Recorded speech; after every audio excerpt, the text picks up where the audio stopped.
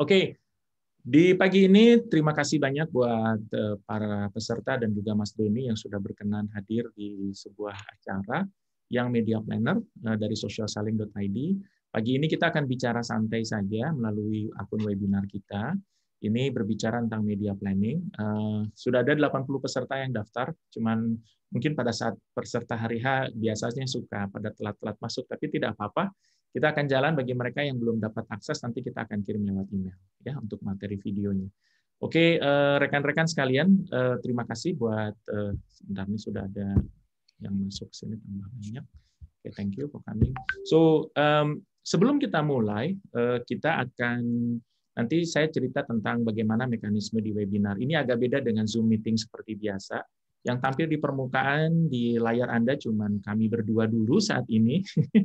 Kita berdua dulu. Tujuannya adalah supaya bisa satu arah terlebih dahulu karena ada beberapa materi yang memang disampaikan lewat Mas Doni nantinya melalui tanya jawab. Tapi jangan khawatir seandainya Anda mau bicara, Anda mau ngasih ideas, ngasih gagasan, nanti ketika speaker bertanya bisa raise your hand, nanti saya bisa lihat siapa saja yang masukkan raise your hand atau masuk ke kolom Q&A. Di paling kanan itu ada tulisan Q&A, nah itu tuh bisa diklik, nantinya bisa ajukan pertanyaan di situ.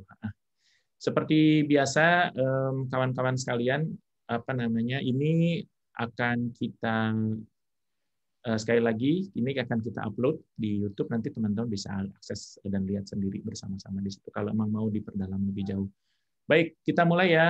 Assalamualaikum warahmatullahi wabarakatuh. Salam sejahtera buat kita semuanya.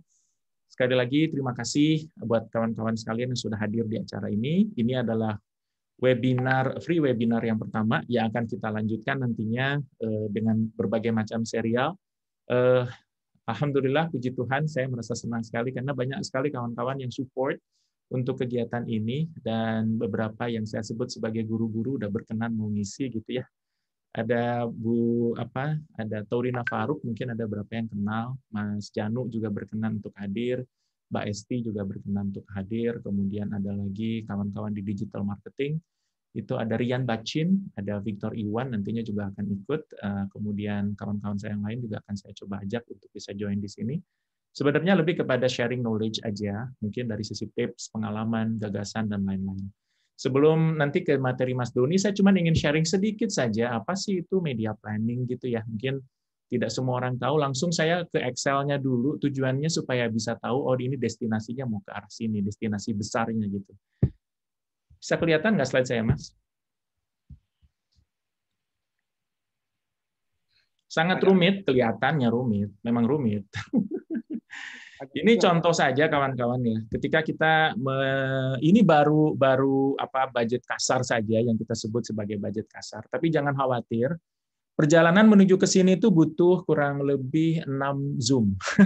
Jadi menuju ke sini itu ada 6 Zoom terlebih dahulu. Nanti ada Mas Janu, ada Mas Doni juga sharing, ada Turina, ada Mbak Esti gitu ya. Kemudian berikutnya ada Susi juga sama, nanti Susi Lowati juga saya sudah kontak, cuma belum ketemu langsung face to face gitu ya. Ini contoh saja yang ingin saya sharing ke teman-teman. Budgetnya kurang lebih sih di 10 miliar. Ini satuannya dalam ribu. Ini bisa dilihat di sini split budget dan kapan dia kampanyenya udah mulai dialokasikan. Jadi teman-teman bisa lihat kurang lebih seperti ini. Tapi sekali lagi jalan menuju ke sini itu panjang, teman-teman. Ini ada, kalau lihat di sini, pemilihan media ada radio, TV, video online, dan lain-lain ya. Ada LinkedIn, ada email marketing, ada televisi juga ada, tapi katanya hanya untuk di newscaster saja. Di news gitu ya. Nanti ini sengaja nama kliennya kita tutup dulu. Kemudian ada display, ada new media, dialokasikan lumayan cukup besar, 6 miliar gitu. Cuma nanti melihat kondisi terlebih dahulu. Apalagi di era sekarang kan memang banyak yang ditahan gitu ya. Ini baru yang jalan itu baru video online di bulan Januari gitu. Itu pun belum full budget yang dikeluarkan karena situasi dan kondisi yang saat ini juga sedang tidak memberikan keberuntungan gitu. Kalau ditanya objektifnya apa, kemarin itu masih di awareness, ini belum saya ganti. Ini di awareness, jadi memang lebih ke banyak website traffic. Jadi disarankan untuk masuk ke website traffic, bisa berkunjung ke situs ini gitu ya, kadang lebih kayak begitu. Jadi dia percaya betul bahwa yang namanya business goal itu ada banyak, di antaranya ini kurang lebih ya yang sudah kita setting. Ada website traffic, ada leads generations, create more sales and opportunity, sales existing customers, sama increasing sales. Untuk saat ini dia website traffic terlebih dahulu. Ini end goals barangkali ya, end goals yang sederhana untuk sebuah media planning. Tapi percayalah, bukan hanya sekedar mengalokasikan budget gitu, tapi kita akan berbicara lebih kepada bagaimana logika di balik ini semuanya dan bagaimana cara kita mengconvince klien. Terus di sini jangan lupa nanti juga disediakan ada kayak CPC, CPM, kemudian click impression and acquisition. TV juga dimasukkan di sini sebagai kita masukkan ratingnya atau whatsoever gitu ya. Nanti kita coba bagi dan seterusnya. Ini kita menyediakan, tapi memang ukuran-ukuran untuk mendapatkan revenue perjalanannya panjang ya, Mas Doni ya. Untuk mengukur sebuah channel mendapatkan revenue berapa itu is very long journey gitu. So then ini cuma gambaran kasar saja what's media planning, profesi media planner itu kayak apa. Ya begini at the end ya, tapi perjalanannya nggak hanya di sini, tapi juga nantinya bagaimana mengconvince klien, bagaimana melogikakan ini semuanya sehingga klien kita believe dan trust. Ini menyangkut mengenai trust dari klien juga, bahwa every dollar, every rupiah that you spend, it must be returned. Nah, returnnya ini dalam bentuk apa? Tidak melulu dalam bentuk uang, tapi semuanya divaluasi dalam bentuk brand performance gitu ya, teman-teman. Baik, Mas Doni, ini aja hanya untuk ngebuka thinking buat teman-teman. Nantinya kita akan ada workshop buat teman-teman yang hadir nanti. Workshop ini memang ditujukan buat para media planner yang ingin menguatkan dirinya atau punya profesi baru di media planner. Nanti akan ada 8 Zoom meeting sama ada Google Classroom yang sudah kita sediakan buat kawan-kawan seandainya mau join dan ikut di program ini gitu ya. Ini yang akan dilakukan oleh Mas Doni saat ini lebih kepada preview terlebih dahulu tentang apa itu insight, bagaimana itu media, apa itu media planner lebih detail, nanti kita akan coba lihat sama-sama. Itu aja barangkali Mas Doni. Silahkan Mas Doni menampilkan share ininya. Oh ya, yang tadi nanti kita akan kirim juga, seandainya kawan-kawan membutuhkan, saya akan kirim template-nya nantinya lewat email, karena kita sudah berkorespondensi lewat email selama ini. Oke, silakan Mas Doni. Terima kasih Mas Heri. Assalamualaikum warahmatullahi wabarakatuh buat semuanya. Selamat pagi, salam sejahtera, salam kebajikan, Om Swastiastu. Kita bersyukur ya bisa berkumpul di sini di pagi yang mungkin agak cerah berawal. Cerah berawal. Saya WFH, work from here. Dari Ciputat. Teman-teman mungkin ada yang di seputaran Tangerang Selatan. Kapan-kapan kalau ngelihat muka saya silahkan ditegur aja. Oke, sekali lagi terima kasih untuk kesempatannya Mas Heri untuk sharing. Saya coba share screen sekarang. Apakah sudah terlihat ininya, screen-nya dan suara saya cukup jelas? Sudah. Teman-teman bisa kasih komen di chat ya. Silahkan kalau sudah terlihat ya. Sudah terlihat Mas Hari. Oke, Mas Heri, saya butuh bantuannya nanti kalau misalnya ada yang bertanya, please stop me anytime. Sure. Kemudian kalau misalnya ada yang mau diinterupsi, silahkan. Sure. Apapun, mau bertanya, mau diskusi, silahkan stop me anytime. Dan kasih tahu juga kalau waktu saya udah habis. Ini suka gitu kalau dikasih mic, lupa ya. Ya, siap Mas. Sekali lagi terima kasih. Oke. Bismillahirrahmanirrahim. Oke, kita mulai. Teman-teman, terima kasih sekali lagi. Kita akan bicara sedikit tentang strategic media planning, dan di dalamnya pasti ada komponen banyak sekali. Tadi Mas Heri udah sebut, ada budget, ada insights, ya, ada business objectives, dan lain-lain. Oke, kita mulai aja. Saya tak kenal maka tak sayang, katanya tak kenal maka tak kenal, gitu ya. Jadi saya coba memperkenalkan diri. Pertama-tama mungkin latar belakang pendidikan saya. Saya TK SD di Tarakanita, SMP-nya di Orait Labora di Jakarta keduanya, dan juga SMA-nya di SMA 82 Jakarta Selatan, dan saya menempuh pendidikan S1 saya di Universitas Padjadjaran, Fakultas Ilmu Komunikasi.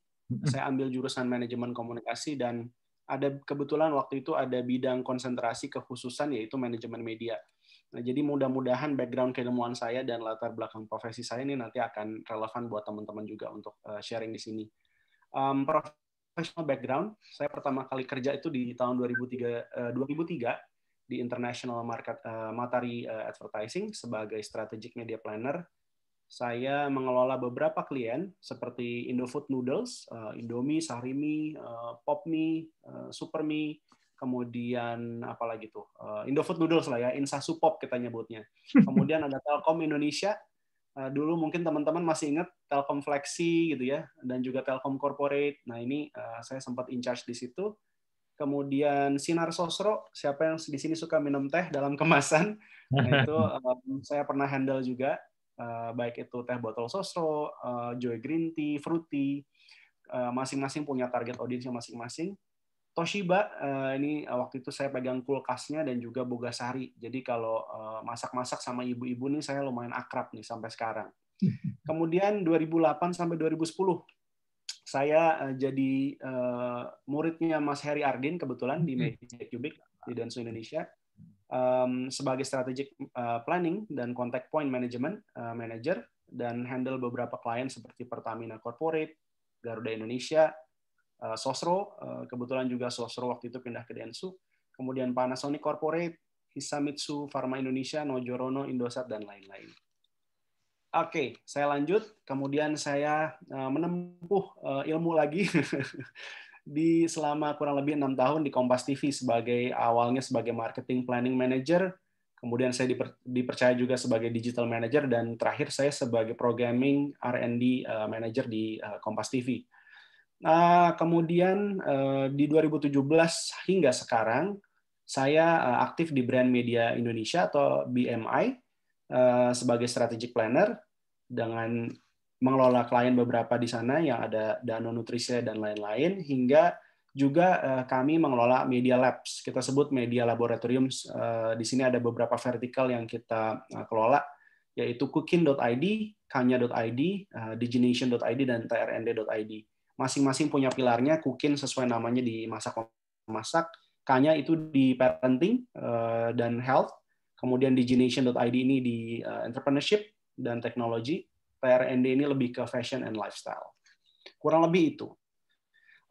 Oke, sekarang kita mungkin masuk ke materinya setelah perkenalan tadi. Apa itu media ya? Let's start with the definition. What is media? Di sini saya ambil definisi dari Helen Katz. Beliau seorang praktisi media juga, senior gitu ya, bekerja di Starcom. Kemudian ia menulis buku di akhir tahun 90-an dan hingga sekarang udah diterbitkan 19 kali, ada updated edition-nya. Nah, di sini dia menyebutkan bahwa media adalah sarana di mana means of communication where we receive information. Jadi sarana komunikasi di mana kita menerima informasi. Itu pengertian yang sangat lebar.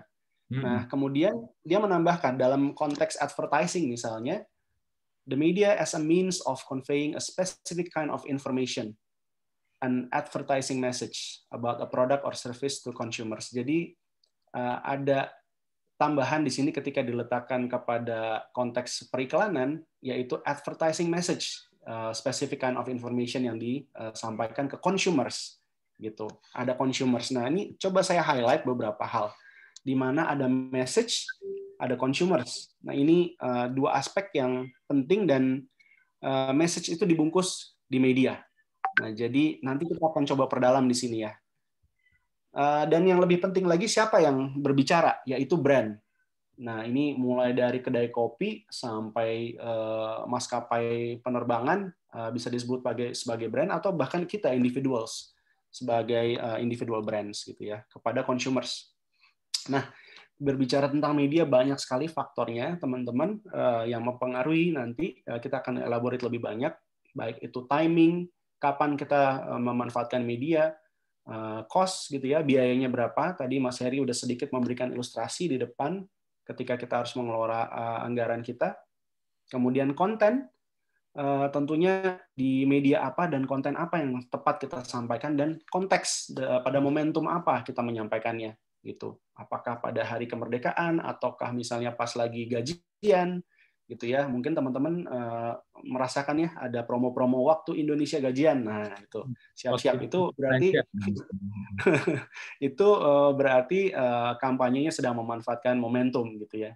Yes. Kemudian ada juga consideration tentang reach. Berapa besar audience yang ingin kita jangkau? Apakah spesifik on certain locations? Right. Apakah di Jakarta Selatan saja gitu ya misalnya, atau kita pengen di Surabaya aja, atau misalnya nationwide.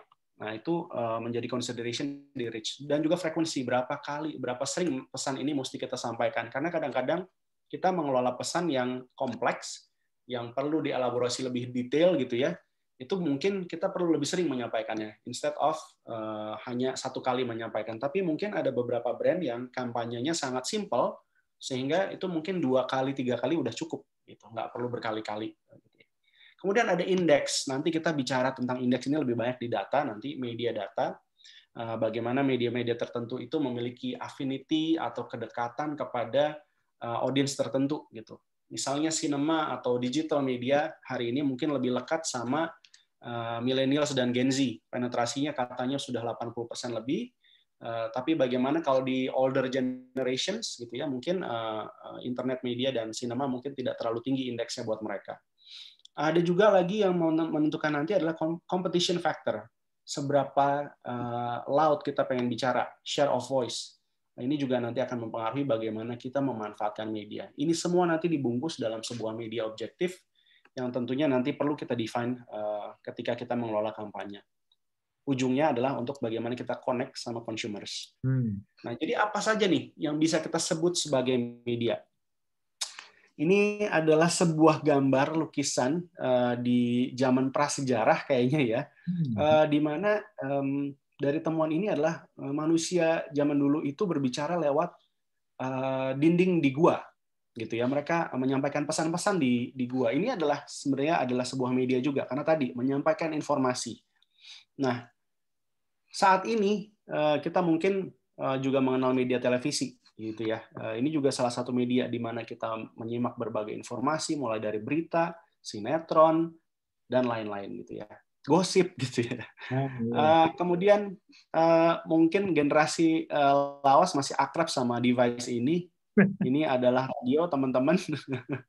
Ini adalah radio. Kalau kita balik ke dekade 60-an, 70-an, 80-an, 90-an, ini mungkin malah salah satu device yang utama ya dikonsumsi oleh audiens ketika itu. Gitu ya, informasi-informasi terkini, bahkan di peristiwa bersejarah tahun 65 itu ada pihak-pihak yang menguasai RRI gitu ya untuk menyampaikan pesan-pesannya. Begitu powerfulnya media di kala itu. Tapi sekarang gimana nanti kita lihat juga.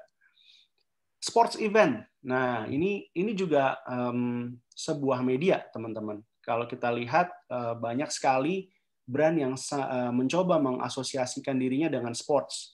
Red Bull misalnya dengan Extreme Sports. Ini kita bisa lihat di gambar ini ada Coca-Cola gitu ya, di mana dia pengen enjoyful atau excitement yang di-deliver itu berasosiasi dengan produknya atau brandnya.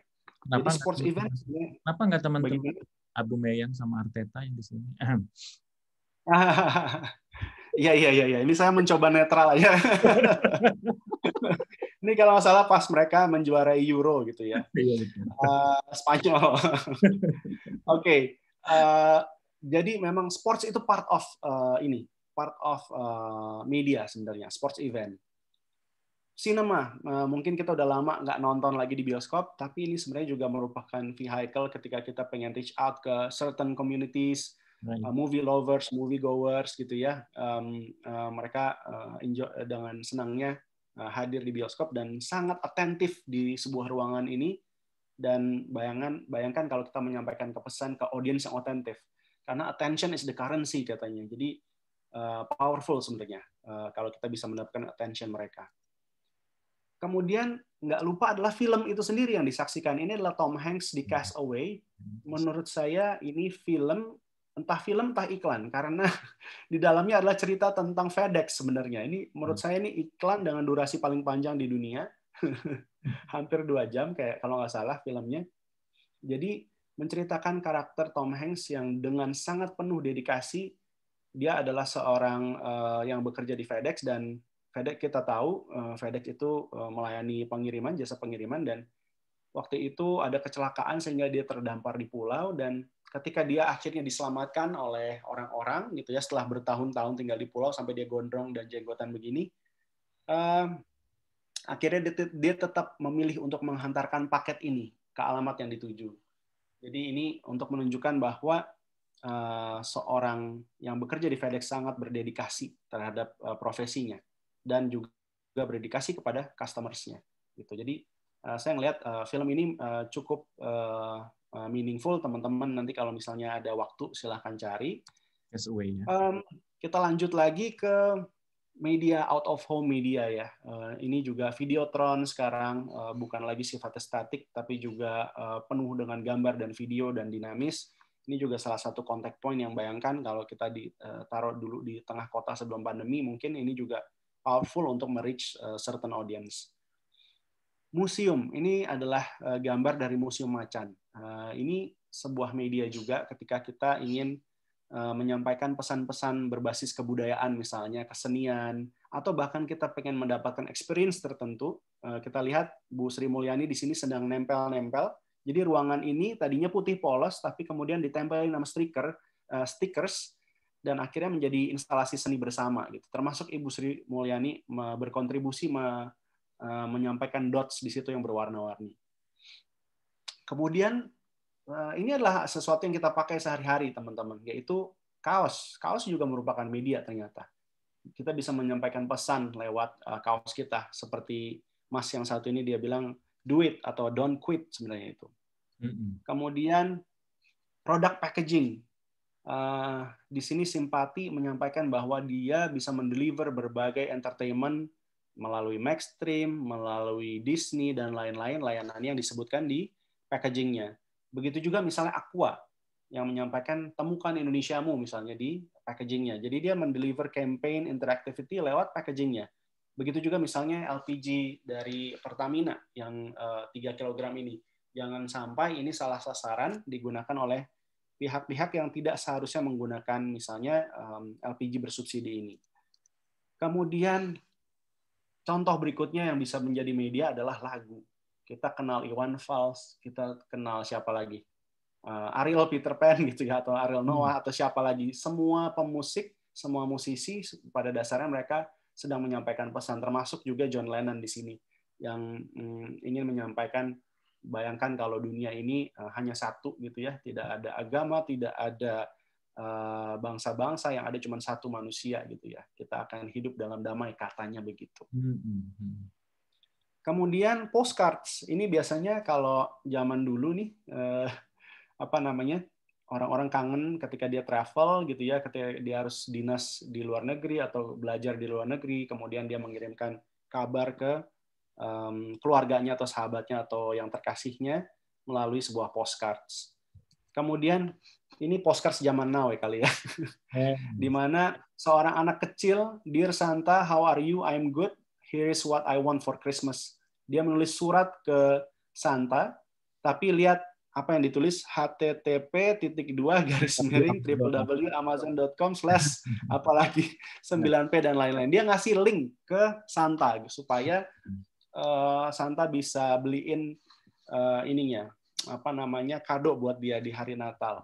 Ini adalah saya ambil dari Social Media Week di tahun 2014 atau 2016 waktu itu, yang saya kebetulan join, dan menurut saya ini menarik sekali presentasi dari Direktur Utama BCA. Berikutnya lagi teman-teman yang kita juga mungkin akrab adalah aplikasi ya, mobile applications di sini yang mungkin banyak teman-teman gunakan sehari-hari, baik di kiri maupun yang kanan. Ini juga merupakan sebuah media karena kita banyak menerima pesan-pesan komersial lewat aplikasi ini.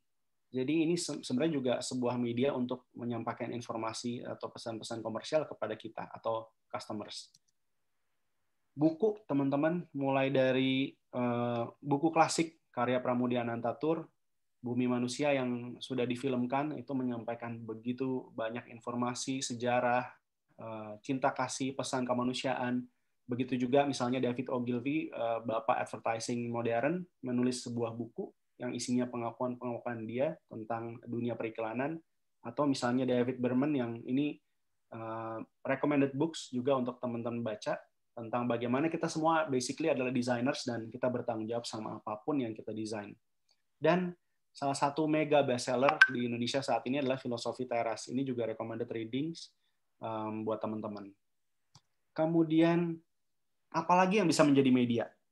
Mahatma Gandhi menjadikan hidupnya bahkan sebagai media. My life is my message, katanya. Jadi, seluruh perjalanan hidupnya adalah pesan buat warga negara India dan umat manusia, gitu.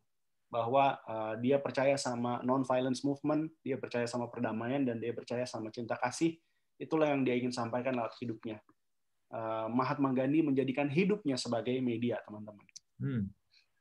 Dan di sini ada seorang anak yang dibawa oleh ibunya dan ayahnya ke sebuah baby shop yang kebetulan ada fitur mandi-mandinya. Dia senang sekali. Orang tuanya juga senang lihat anaknya seperti ini, gitu ya. Kalau mungkin parents bisa relate sama gambar ini. Dan kita pengen bilang di sini bahwa experience juga media. Pengalaman siapapun datang ke tempat ini, gitu ya, orang tua itu akan dibagikan perasaannya. Begitu juga ketika teman-teman pada nongkrong di sebuah kedai kopi atau nginep di hotel tertentu atau makan di tempat tertentu, gitu ya, itu kita memiliki experience di sana, dan experience is also the media, gitu. Karena pada nantinya kita akan share pengalaman-pengalaman kita, dan disinilah kritikalnya sebuah media lagi, yaitu customers review, rating dan review, yang kali ini banyak mempengaruhi kita dalam purchase decision kita. Misalnya kalau kita mau nginep di mana atau mau makan di mana, kita lihat dulu nih ratingsnya seperti apa. Dan ratings ini menjadi penting karena kita sekarang ada di era sharing. Katanya begitu, kita ada di era sharing. Jadi banyak decision kita itu diambil karena pengaruh dari peers-nya kita atau teman-teman kita, circle kita, atau bahkan orang yang kita kenal, tapi dia sharing sesuatu tentang apa-apa yang menarik oleh kita. Nah, paradigma komunikasi lama, dulu waktu saya belajar di kampus itu saya dikenalin sama AIDA atau AITMA, di mana ada attention, interest, desire, memory, dan action. Di sini prosesnya agak linear, dari orang mulai tergoda atau dia teralih perhatiannya, gitu ya, lalu dia menjadi tertarik, punya keinginan yang lebih dalam, dia ingat dia mau melakukan sesuatu, dan akhirnya dia melakukan sesuatu, entah itu dia membeli atau dia join sebuah klub atau yang lain-lain. Tapi sekarang dengan adanya digital, kita bergerak dari AITMA menjadi ISES, di mana attention dan interest ini sama, di mana kita secara perubahan psikologis tidak terlalu ada yang aktif, di mana kita di sini sebenarnya masih pasif. Kita belum melakukan sesuatu, ya, kita baru tertarik aja. Nah, kemudian karena digital, karena teknologi digital, kita kemudian ada sedikit perubahan di sini, yaitu search dan share. Action-nya tetap, gitu ya, tapi ada search dan share, dan di sini tidak perlu berlaku gerakan linear seperti yang di atas, teman-teman. Jadi bisa aja dari attention dia langsung action, atau dia dari search mulai dia becoming interest terus dia action, atau dari share dulu dia dapat attention lalu dia action. Nah, jadi ini di mana search, action, dan share ini menjadi secara psikologis kita lebih aktif, mental state kita lebih aktif, kita mencari, kita berbagi, dan kita melakukan satu tindakan, yaitu action. Jadi paradigma ini menjadi penting untuk kita jadikan sebagai framework. Mungkin nanti teman-teman yang melakukan kampanye yang berfokus di search itu akan memahami bagaimana pentingnya SEO, kemudian SEM misalnya, untuk menjangkau tadi orang-orang biar take action, gitu ya. Oke, nanti kita akan bicara lebih jauh. Mas, oh ya. Can you go back to the previous slide, please? Iya, please. Silakan, Mas Heri. Kayaknya ini boleh nggak ya, Mas Doni, kita mencoba mengelaborasi ini disebabkan karena teknologi, Mas Doni, ya. Jadi maksud saya adalah bahwa ketika teknologi saat ini makin terjangkau dan makin menyentuh berbagai macam aspek yang berkaitan dengan bagaimana manusia berinteraksi, karena tadi definisi media sangat luas dan panjang dan lebar dan volumenya juga luar biasa massive, gitu. Maka dari itu action yang dulunya proporsinya cuma 1/5 dari sebuah proses journey customer, itu menjadi 3/5. Apakah bisa begitu nggak, Mas Doni, cara mikir kita ya?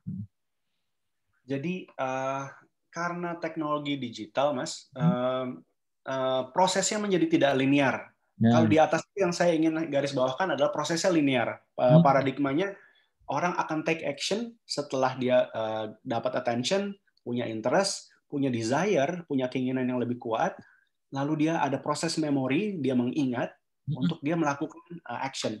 Tapi kalau di bawah dengan kehadiran teknologi, dia bahkan bisa mulainya dari ketemunya sama sharingnya teman-temannya dulu atau customer review tadi, Mas, gitu.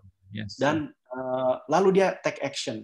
Misalnya dia tertarik, oh ternyata misalnya handphone ini menarik juga nih, baru di launching dan reviewnya bagus, saya mau beli gitu. Untuk kebetulan saya lagi ada kebutuhan untuk beli handphone misalnya.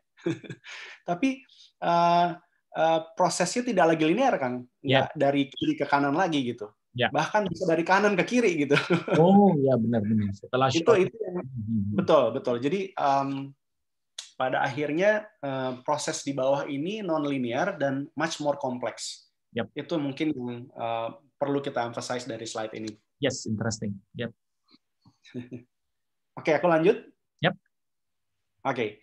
Jadi karena kita ada di eranya sharing, sehingga penting hari ini kita menanggapi honest customer review, gitu ya. Ini rating ini menjadi penting karena tadi mempengaruhi purchase decision atau customer journey, gitu ya. Karena banyak orang yang punya consideration ketika melihat testimoni positif atau negatif dari sebuah brand.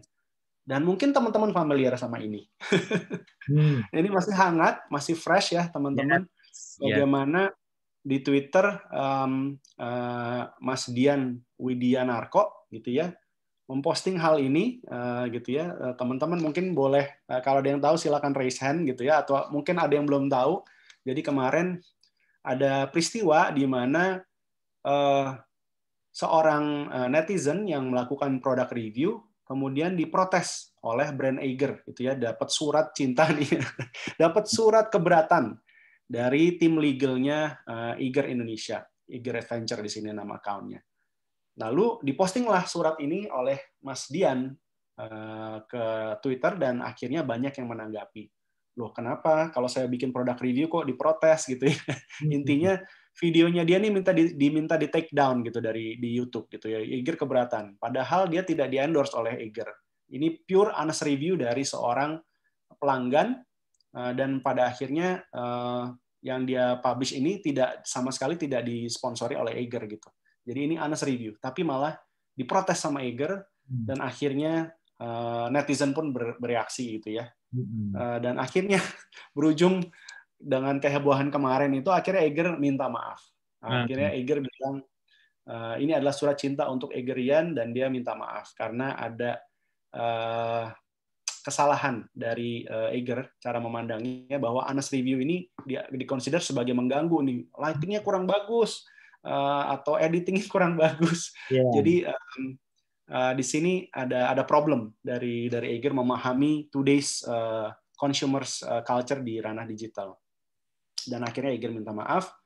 Dan per tadi malam, ini masih sangat fresh. Tadi malam CEO-nya mengklarifikasi lewat sebuah video. Teman-teman silakan mampir ke Instagramnya Eiger Adventure. Ini saya ambil dari Instagramnya.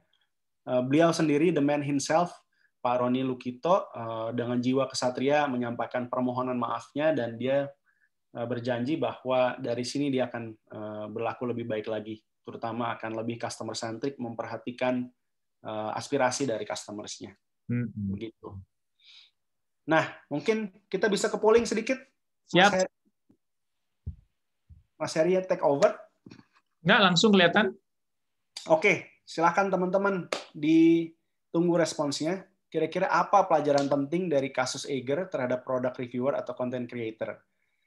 Di mana ada content creator yang membuat video secara sebebas-bebasnya gitu ya, tapi diprotes sama Eiger. Bagaimana menurut teman-teman sekalian gitu ya? Apakah pihak legal Eiger terlalu menuntut konsumennya terlalu jauh, atau Eiger tidak memberi ruang kebebasan berpendapat bagi konsumennya, atau sebenarnya ini ada persoalan generation gap sehingga top management Eiger itu tidak memahami current digital culture, atau ada pilihan juga tuh semuanya benar atau bahkan semuanya salah. Menurut teman-teman yang tunggu partisipasinya. Yes, kita tunggu beberapa saat aja Mas Doni ya, 2 menit. Oke, silakan. Yes. 2 menit ya? Ya. Oke. Ya, kita silakan. Ya, tapi sembari nunggu, menarik ya kasus Eiger ini tidak dibayar. Kita yakin juga tidak dibayar. Bahwa si konten creator yang tadi dia lakukan itu absolutely product reviews aja. Dia sebagai konsumen punya otoritas untuk mereview any product, betul kan ya?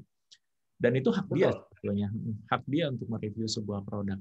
Dan channel yang dia pakai juga channel dia, dan dia tidak dibayar oleh siapapun. Betul ya? Begitu ya, Mas Doni ya? Betul. Jadi si reviewer ini ternyata bukan hanya satu orang, Kang. Banyak reviewer Eiger ini disuratin sama Eiger.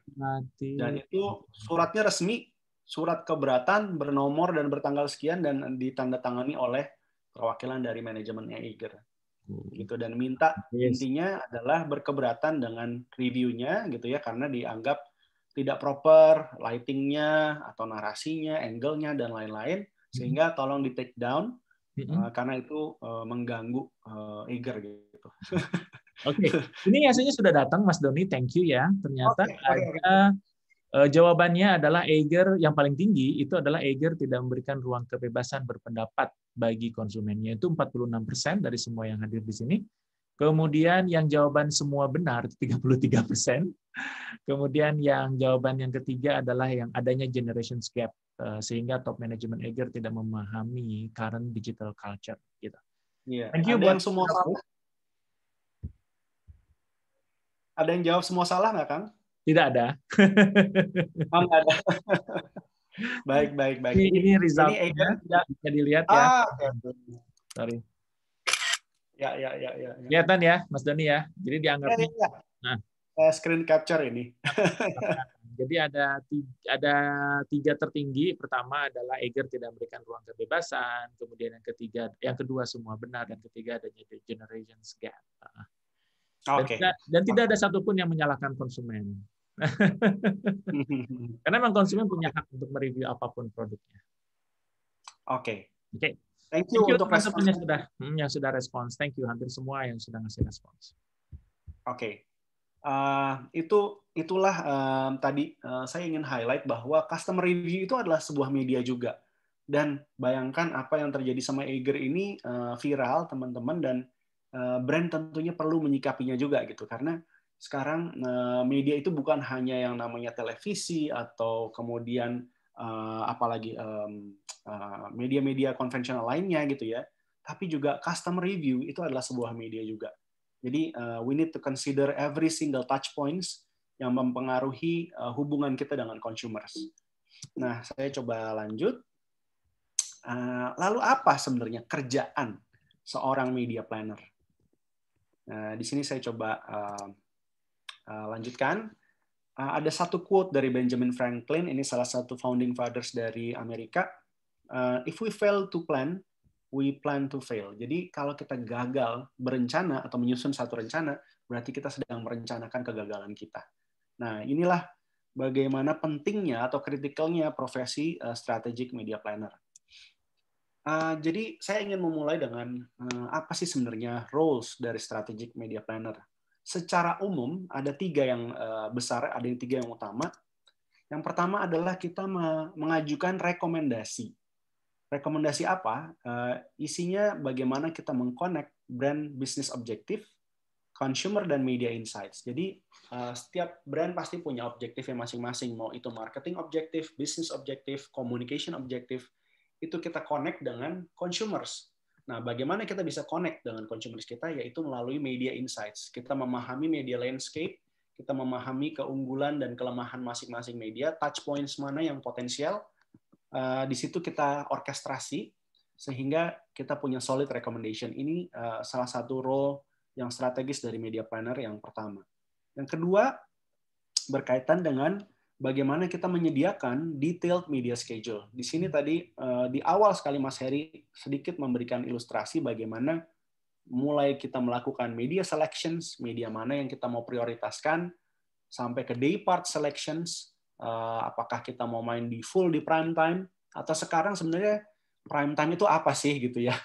Prime time is my time katanya. Karena prime time ini istilahnya orang-orang TV sebenarnya sama orang-orang radio. Tapi begitu kita di Netflix atau kita di View nonton drakor misalnya, prime time is my time. So day part selection ini mungkin berlaku untuk media-media tradisional.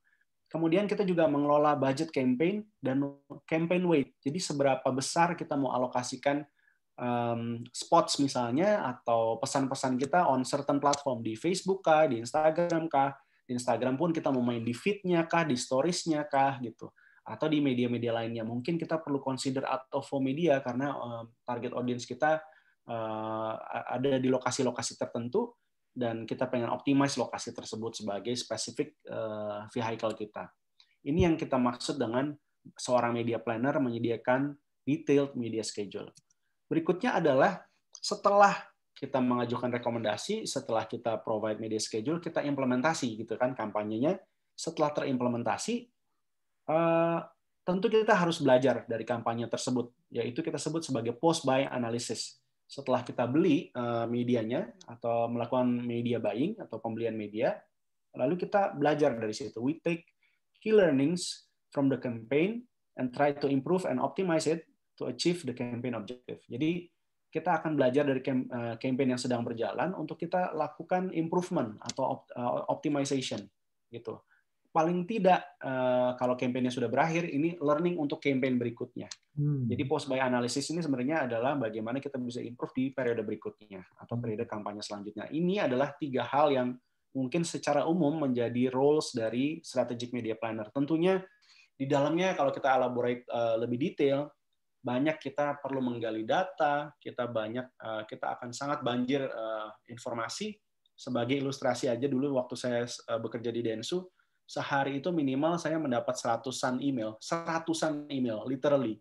Karena banyak sekali media house misalnya, media publishers mengirimkan penawaran-penawaran mereka. Misalnya, ayo pakai media saya, ayo saya punya program baru ini, saya punya penawaran baru X misalnya gitu. Jadi baik dari TV, radio, media cetak gitu ya. Dan kita bayangin radio ada berapa ratus teman-teman, berapa ribu di Indonesia, dan belum lagi ada email-email dari klien juga. Jadi kebayang sehari 100 email tuh mungkin sedikit ya hitungannya. Jadi kita akan sangat banjir sama data dan penting untuk kita mengajukan rekomendasi yang solid dan proper buat klien dan tentunya harapannya menjawab kebutuhan mereka. Interesting. Kemudian ya gimana Mas Heri? Ada pertanyaan ini Mas Doni atau nanti aja? Please, silakan. Oke, ini ada 2 pertanyaan di kolom Q&A Mas Doni. Yang pertama dari Asep Hidayat, pertanyaannya bisa nggak sih, walaupun ini terlihat sebuah hal yang tidak bagus bagi Eiger, namun ini bisa dimanfaatkan Eiger sebagai katakanlah campaign supaya dapat attentions gitu. Apakah itu bisa dikatakan sebagai bagian dari kampanye atau bagaimana Mas Doni? Oke, kalau saya tidak salah memahami pertanyaannya, apakah kemudian momentum ini bisa dimanfaatkan lagi oleh Eiger gitu ya, Mas Heri ya? Betul. Tentu saja ini sebenarnya satu momentum krisis ya. Jadi kalau kemarin kita diskusi di kantor itu, ini kita harus kontrol damage-nya gitu ya, karena ini terjadi kerusakan dari damage control-nya ini perlu dikelola banget gitu.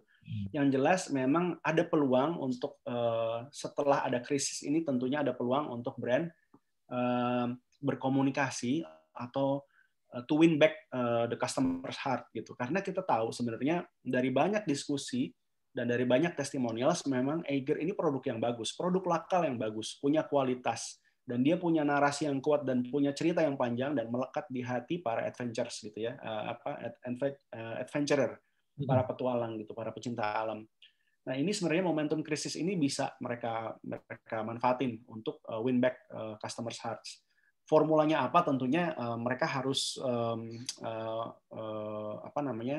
rancang dulu, harus didiskusikan dulu. Kira-kira apa nih yang tepat untuk win back customers' hearts gitu. Jadi mungkin itu isunya di ranah narasi komunikasi, tapi dari perspektif media tentu saja apa yang dilakukan oleh CEO itu adalah langkah awal yang mungkin perlu kita acungkan Apresiasi ya. apresiasi gitu, karena ia melakukan kesalahan fatal. Rupanya surat-surat itu, Kang, secara by design, secara terencana itu adalah arahan dari beliau langsung, dari CEO-nya. Tapi Dan dia beliau mengakui, dan dia tampil mengakui itu semuanya ya. dan dia tampil mengakui itu salah, dan dia berjanji untuk belajar dari peristiwa ini dan untuk win back customer hearts. Gitu. Jadi, thank you.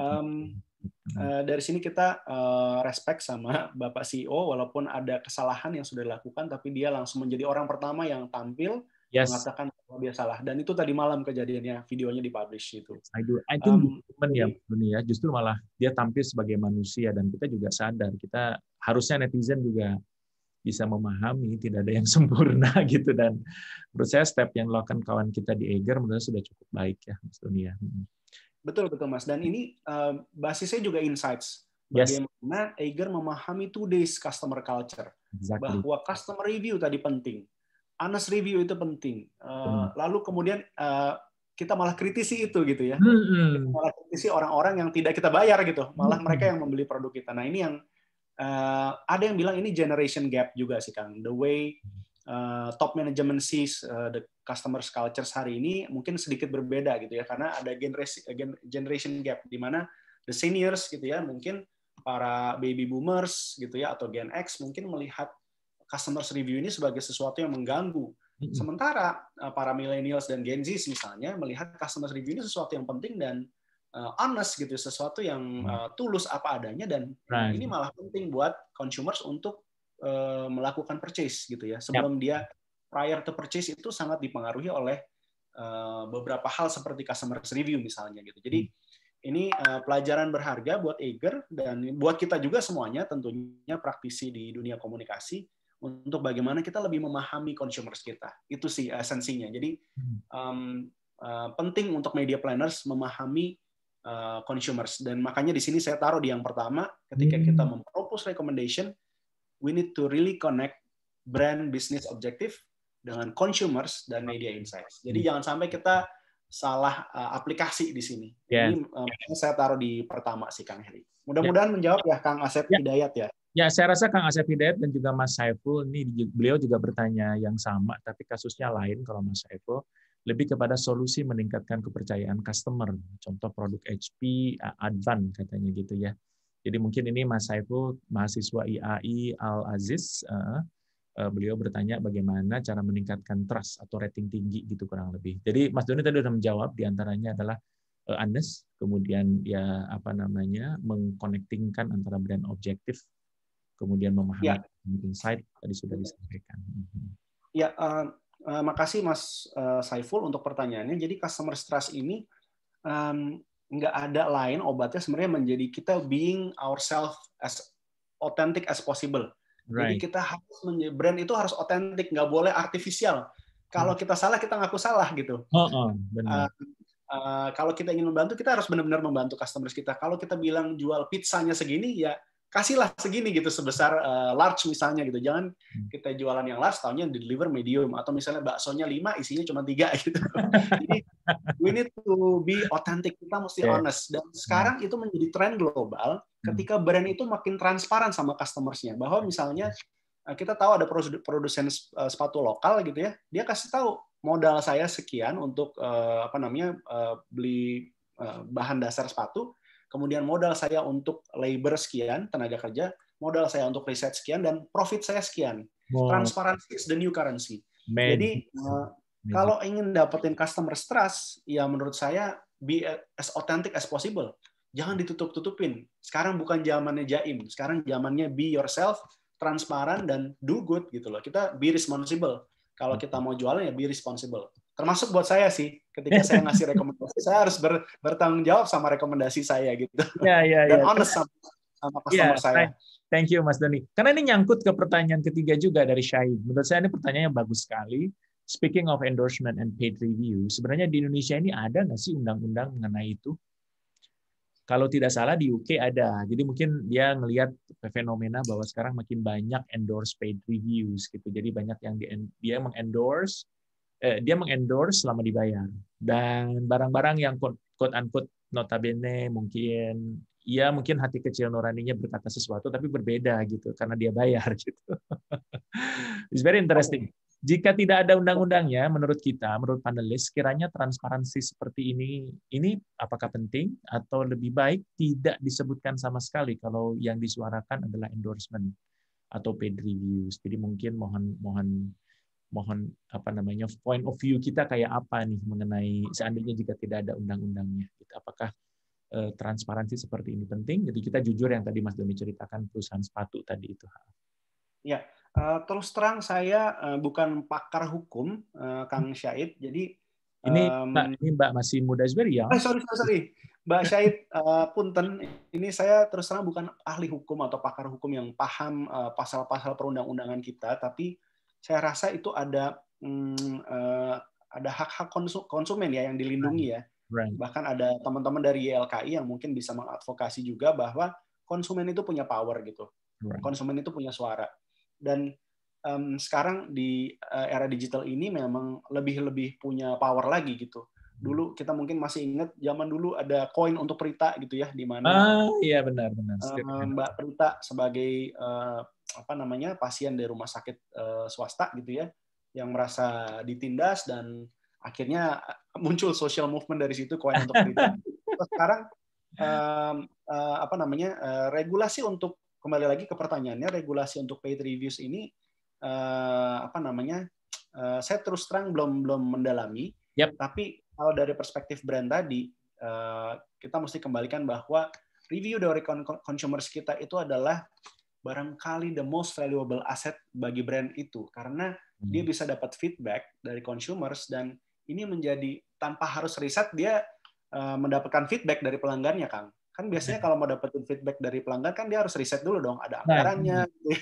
Ini tanpa melakukan apa-apa dia dapat feedback dari pelanggannya. Jadi menurut saya ini aset buat brand untuk terus melakukan continuous improvement dari sisi komunikasi, dari sisi layanan, bahkan dari product development-nya sendiri. Jadi menurut saya kembali lagi Mbak Syahid, ini modal buat brand sekali lagi untuk dia terus improve, sehingga please be generous, please be honest juga, dan berkomunikasilah dengan baik dengan para pelanggan, baik melalui review-reviewnya yang mungkin kadang-kadang menyentil, kadang-kadang terlalu polos, gitu, kadang-kadang apa adanya, tapi percayalah itu aset yang sangat berharga bagi brand. Right. Yes. Feedback is absolutely precious gitu ya. Selalu apapun feedbacknya, negatif, positif, is precious. Precious. Dan ini terkonfirmasi lewat beberapa klien saya, Mas. Itu bilang, waduh feedback itu luar biasa, mereka sangat happy, malah kalau ada yang komplain tuh malah dia senang. Aneh ya, paradoks. Kalau ada yang komplain dia malah senang. Karena dia jadi ini punya poin untuk kemudian mengimprove produknya dan layanannya gitu. Nah, jadi ini tinggal mindset-nya pemilik brand juga sih. Aja. Karena memang nobody perfect gitu ya. Jadi artinya selalu tidak akan pernah ada yang sempurna, dan everyone is not our customer. Maksud saya adalah tidak semua orang akan kita jadikan sebagai target audiens kita, sebagai customer kita gitu. Artinya ya seandainya kita punya limitasi seperti ini, ya ini yang bisa kita deliver. Diakui aja bahwa ini kita bisanya cuma di sini gitu ya. Dan ini yang harus kita jaga. Yang penting moving, bergerak, maju gitu. Dan ini sebuah catatan buat kita sebagai seorang media planner, mesti paham betul kapan sebuah kampanye itu bisa kita bangun dan channel yang seperti apa yang akan kita develop. Mungkin nanti kita coba tunjukin sekali lagi yang tadi contoh media planner yang sederhana. Nanti setelah Mas Doni kita akan tunjukkan salah satu contoh media planner yang nantinya mungkin teman-teman bisa dapatkan template itu, kita akan kirimkan lewat email nantinya ya. Bagi yang membutuhkan loh ya.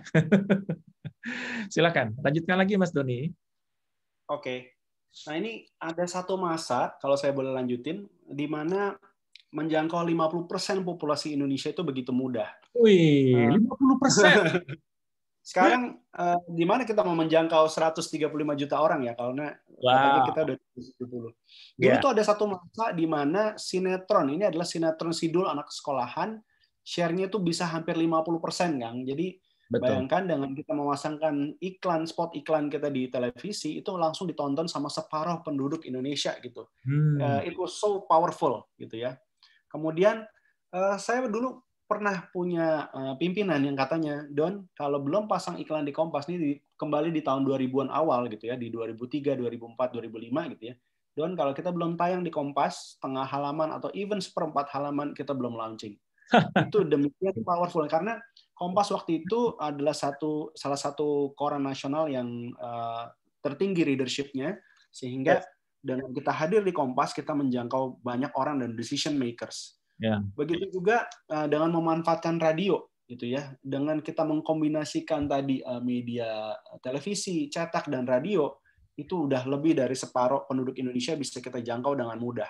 Ada satu masa, tapi apakah sekarang formula yang sama masih sama? Formula yang sama masih bisa kita aplikasi atau kita pakai? Sepertinya media-media yang dulunya powerful saat ini sudah tidak terlalu powerful ya, kalau kita lihat. Karena sudah banyak substitusi atau media-media baru yang hadir di tengah kita. Di mana YouTube misalnya sudah menjadi the new TV, atau sekarang kita nggak lagi baca koran, tapi kita ada lagi rame apa nih, trending apa nih di Twitter misalnya, atau bahkan kita dengerin playlist di Spotify misalnya, yang dengan berbagai rekomendasinya menggantikan radio kita misalnya. So, saya butuh opinions dari teman-teman juga. Kira-kira ini masih ada waktu nggak ya, Kang ya? Udah mau habis nih kayaknya. Sudah mau habis. Tapi mungkin ini di skip aja ya. Tadinya saya mau simulasiin. Sayang Mas Doni, mendingan kita coba simulasiin. Tapi gitu. Guys, nanti seandainya teman-teman ngambil kelasnya di workshop media planning, nanti kita akan banyak case-case yang seperti ini, yang teman-teman bisa langsung interaktif, bisa melakukan aktivitas yang kita sebut sebagai praktis gitu ya. Nanti berbagai macam teknik teknik praktikum lah katakanlah ya. Karena nanti Mas Doni ini bukan tipikal orang yang hanya pinter sendirian, tapi juga bisa di-sharing sama-sama gitu. Mungkin cepat aja barangkali Mas, karena 5 menit lagi kita akan berakhir. Cepat saja kira-kira seperti Oke. Aku memilih untuk ini kali ya, misalnya menyampaikan aja, karena nanti takutnya pakai anotasi ribet gitu ya. Jadi saya mungkin menyampaikan misalnya televisi mungkin memiliki kekuatan yaitu menjangkau, misalnya kita pakai TVRI ya, dari Aceh sampai Papua itu bisa kita jangkau karena transmisinya TVRI itu dari Aceh sampai Papua ada, di berapa puluh kabupaten kota itu ada TVRI-nya. Tapi apakah durasi menonton televisi orang Indonesia kemudian fokus di TVRI gitu ya, eyeballs-nya ada di TVRI, nah itu yang perlu mungkin kita consider sebagai salah satu mungkin antara strength dan weakness. Nah, di sini mungkin nanti akan mempengaruhi media mana yang akan kita gunakan untuk menjangkau nationwide audience. Apakah sebaiknya kita pakai Google Display Network, ataukah kita pakai Facebook Data, atau yang lain. Atau jangan-jangan kita perlu kombinasi. Oke, tadi di TV kita pakai TVRI, tapi kemudian kita perlu sentuh touch point-nya di on ground, misalnya di offline, atau bahkan juga di online. So, mungkin elaborasi seperti ini yang nanti akan kita lakukan ketika kita menyusun sebuah media plan. Yes, thank you. Ini tadi ada salah satu poin yang penting, yaitu kita memahami Indonesian consumers. Saya mungkin akan agak sedikit cepat aja, Mas Heri. Yes.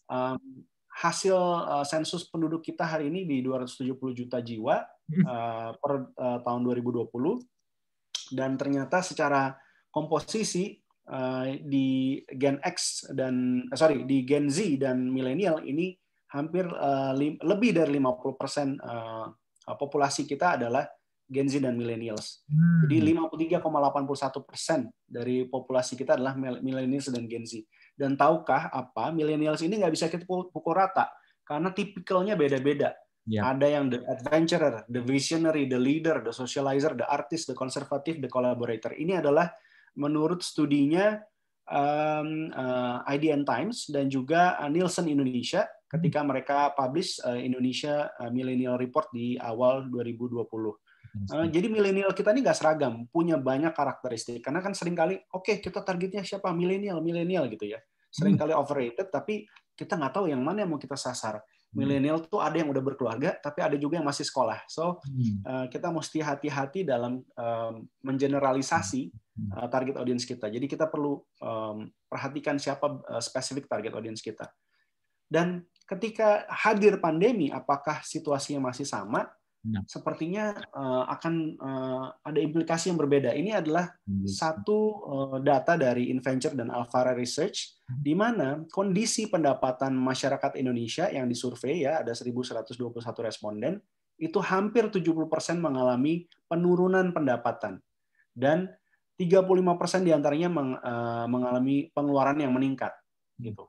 Jadi bayangkan tadi situasi pandemi ini juga mempengaruhi momentum kita dalam melakukan kampanye atau media selection atau menjangkau consumers kita.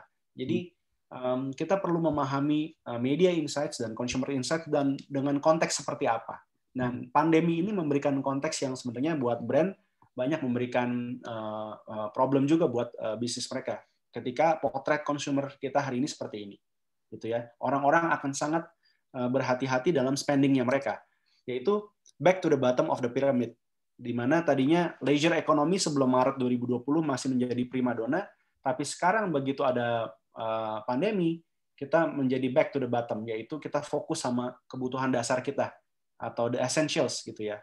Ini yang mungkin menjadi konteks juga ketika kita punya perspektif dalam media planning. Dan pada akhirnya kita juga sebagai penutup, kita perlu memahami data, begitu banyak data tentang consumers, tentang media, tentang bisnisnya klien, dan bagaimana kita mendapatkan insights dan meaningful insights dari situ. Ini masih ada waktu nggak ya, Mas Heri? sudah habis, Kayaknya Mas. ini kita... Hah? Sudah habis. Jadi mungkin Okay. saya berharap teman-teman tidak bosan karena Mas Doni ini senang berbagi. Jadi don't worry, kita akan ketemu lagi dalam periode kurang lebih sekitar tanggal 11 Maret nantinya. Cuma memang untuk yang tanggal 11 Maret ini kita lebih intens. Jadi memang akan ada 8 live Zoom sama 4 yang live, 4 lagi live tapi sifatnya pengulangan dalam artian kita mengulang materi yang sama gitu. Kayak misalnya Mas Doni nanti ngisi sama Mas Janu ya. Mas Janu Haryanto itu ngisi di Insight. Kemudian setelah hari Kamis itu hari Sabtunya kita akan perdalam lagi. Cuma memang kelas ini kelas berbayar, jadi teman-teman nanti bisa mengunjungi situs kami, ada kelas workshop-nya, silahkan dilihat-lihat di situ mengenai do and don'ts-nya seperti apa, dan saya berharap teman-teman bisa ikut acara itu, gitu. Nanti ada investment yang memang harus disediakan. Don't worry, please talk to me jika memang teman-teman ingin ada keringanan gitu dari berbagai macam angle, kasih tahu saja ke kita semuanya. Ini ada feedback teman-teman, mohon diisi. Nanti Mas Doni mungkin ditahan dulu Mas Doni karena informasinya sangat berguna, tapi mungkin kita waktunya sudah habis karena kita juga ada, saya yakin kita semuanya ada agenda yang lain. Jadi mohon nanti teman-teman silakan isi, jika memang tidak bisa kelihatan di slide-nya Mas Doni, bisa ada di kolom chat ya. Di kolom chat saya sudah sediakan di situ, silakan teman-teman klik untuk memberikan feedback kepada kita. Ada sedikit pertanyaan terakhir barangkali Mas Doni nih, sembari sebelum melanjutkan. Dari Dewi Nandita nih, apakah efektivitas media digital hanya di daerah perkotaan atau sudah menjangkau daerah yang lebih kecil juga? Nah, ini pertanyaan yang menurut saya cukup klasik gitu, tapi memang menarik untuk didiskusikan. Kira-kira point of view Mas Doni gimana, Mas? Ya, saya sambil menjawab Mbak Dewi Nandita, saya kembali ke sini aja. Ini sebenarnya salah satu slide penutup saya gitu ya. Oh, menarik. What does it take to be a strategic media planner? Di sini saya bilang, menjadi media planner itu kita perlu data driven, kita perlu memerhatikan tren sebagai trend watcher, kita harus mau memahami masalah klien atau masalah brand yang dihandle, harus mau menggali customers needs, expectation, dan pain points, dan juga terus update dengan media landscape dan perubahannya. Nah, Mbak Dewi Nandita, apakah media digital ini juga efektif untuk menjangkau mereka yang di luar perkotaan? Hari ini kalau kita melihat dari Facebook Insights, misalnya, sebagai salah satu data yang bisa kita rujuk, itu banyak audience atau bahkan UMKM di level ini ya, secondary cities, itu sangat banyak memanfaatkan media Facebook misalnya untuk transaksi, untuk generate demand, bahkan juga generate transactions. Jadi kita mesti gali betul ke spesifik audience mana yang kita pengen tap in. Kalau tadi Mbak Dewi Nandita pengen ke daerah pedesaan, oke, desa mana yang kita pengen tap in. Nanti kita bisa generate datanya, berapa banyak pengguna misalnya mobile di situ, atau berapa banyak pengguna Facebook, Instagram di sana, dan dari Facebook Insights kita bisa ukur berapa jumlahnya, dan objektif kita untuk apa nih? Untuk awareness, untuk purchase, atau untuk bawa mereka ke landing page tertentu atau apa? Nah, tapi memang yang menjadi common information juga bahwa biasanya kalau di luar perkotaan koneksi internet itu agak terlimit dengan kecepatan. Jadi please expect jangan menggunakan pesan-pesan yang berbasis video yang terlalu kompleks dan panjang, tapi gunakanlah mungkin picture yang static, atau bahkan kalau possible menggunakan teks saja gitu, kalau possible. Jadi untuk consider ketika teman-teman punya limitasi di akses ke internet gitu ya, istilahnya broadband internetnya mungkin tidak semewah di perkotaan, sehingga we need to consider our message juga lewat media yang kira-kira efisien buat mereka akses. Mungkin itu jawaban saya sih Mbak Dewi. Faktanya hari ini coverage internet memang belum 100% di Indonesia, tapi kalau kita lihat beberapa data yang bisa kita rujuk, di antaranya Facebook Insights, itu sudah menjangkau secondary atau bahkan kota-kota yang lebih kecil di Indonesia, dan bahkan sudah bisa terjadi transaksi di sana gitu. Artinya ini membuktikan bahwa digital platform ternyata juga penetratif bukan hanya di perkotaan. Mungkin itu Mbak Dewi, mudah-mudahan menjawab. Saya rasa sudah cukup menjawab, Mas Doni. Thank you so much buat jawabannya. Jadi memang kalau dikatakan yang disebut daerah terpencil itu juga beragam ya, Mas Doni, yang kita tahu ya. Jadi memang tergantung nanti mau yang daerah mana yang ingin kita bidik. Yang pasti sekarang informasi bisa kita gali selama kita memang mau mencarinya gitu ya. Dan tools yang menyediakan itu lumayan cukup banyak gitu. Kalau teman-teman bisa ikuti, ada yang free maupun ada yang berbayar. Memang beda dari sisi hasil, tapi paling tidak yang free ini lebih punya gambaran sesaat gitu ya, kayak snapshot saja untuk bisa tahu apa yang terjadi di daerah tertentu. Teman-teman bisa menggunakan keyword planner, teman-teman bisa menggunakan Google Trend gitu untuk mengetahui isu-isu apa yang berkembang. Kemudian di daerah tertentu gitu sampai level, seingat saya sampai level kota, kecamatan, mungkin tidak semua kecamatan. Itu bisa kita tahu tuh yang orang-orang ketik di daerah tersebut tuh apa. Itu ada di keyword planner nantinya yang bisa bisa dipakai gitu untuk teman-teman yang memang tertarik pingin lebih detail mengenai local digital marketing atau local communications gitu ya.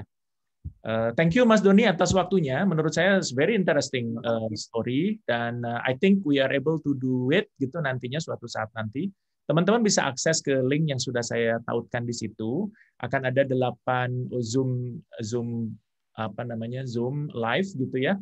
Kemudian ada 4 materi fresh, kemudian 4-nya lagi materi pengulangan tapi dengan speaker yang berbeda. Tapi kita perdalam begitu bagaimana cara menarik insight, bagaimana menggunakan tadi kayak tools-tools digital untuk membuat insight itu, kemudian yang tadi Mas Doni ceritakan bagaimana kayak teknik mengambil contoh gitu ya.